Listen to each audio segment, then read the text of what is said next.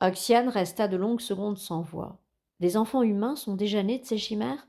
Un, répondit Joss. Et il est en bonne santé. Oxiane. La Confédération va économiser des milliards et la colonisation spatiale va connaître un boom inespéré. Les commissions d'éthique ne pourront rien devant le fait accompli. Il nous reste encore quelques problèmes techniques à résoudre, mais un jour tout sera en place pour une production à grande échelle. On ne pourra plus reculer. Joss, pourquoi Clarisse s'est-elle échappée? C'est le seul accroc. Jusque-là, tout se passait bien. Le chercheur s'interrompit. Et insista Oxiane. C'est elle qui a mis au monde le premier bébé, avoua Joss. Je crois qu'elle n'a pas supporté qu'on le lui enlève. Elle a profité d'une erreur d'un confrère pour s'échapper par une issue. De là, elle a forcé un accès qui mène aux catacombes. Il faut dire qu'on a noté chez ces chimères des comportements étranges, comme si leur double nature leur conférait des pouvoirs extrasensoriels. Par exemple, elles anticipent souvent sur nos actions et semblent sentir les choses à distance. C'est assez déroutant. Il faudra qu'on fasse plus attention la prochaine fois. Vous savez, on tâtonne. Il a fallu trouver la meilleure combinaison possible pour que les chimères porteuses soient compatibles avec la biologie humaine tout en restant encore des animaux.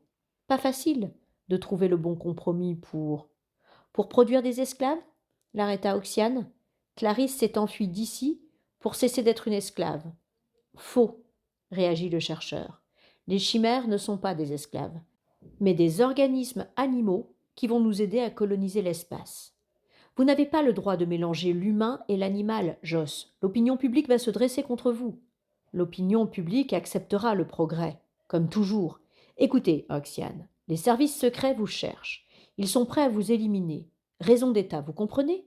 Nous devons encore rester dans l'ombre, le temps de perfectionner nos techniques. Rejoignez-nous. Ne faites pas de bêtises. Il y a énormément d'argent qui vous attend. Laissez-moi leur parler. Je leur expliquerai que vous avez compris l'intérêt de nos recherches. Il vous reste encore une chance. Saisissez-la. Oxiane tourna la tête et fixa le regard des chimères qui venaient de se réveiller. Il lui semblait plongé dans des regards humains, terriblement humains. Elle y lisait la même détresse que celle émanant de Clarisse dans son agonie. Pourquoi avoir choisi les orangs-outans demanda-t-elle. Les meilleurs résultats ont été obtenus avec eux. Il ne restait malheureusement plus beaucoup de spécimens sur Terre. Comme il en faut un grand nombre pour mettre au monde les chimères, un programme a été lancé il y a quelques années pour la fabrication de milliers de clones femelles. Oxiane se rappela toutes les orangs-outans femelles qu'elle avait découvertes dans les cellules de Singapour. Vous êtes fou, Joss. Vous êtes en train de fabriquer des machines à procréer. Le regard du chercheur croisa celui de la jeune femme. L'homme eut un geste de dépit. Je vous aime beaucoup, Oxiane. J'aurais voulu vous éviter le pire. Mais tant pis pour vous, j'aurais tout essayé. Il sortit son transe et composa un numéro. Allô? Le service de surveillance, je. Oxiane ne lui laissa pas le temps d'achever sa phrase. Elle lui arracha l'appareil et bondit vers l'entrée. Joss se précipita derrière elle et la coinça devant la porte. Vous l'aurez voulu, lança-t-il. Il allait la frapper lorsqu'un coup fulgurant le plia en deux. La jeune femme s'était détendue comme une panthère avant de la terrasser par une attaque de jiu-jitsu. Joss chancela et s'assomma en s'écroulant contre un mur.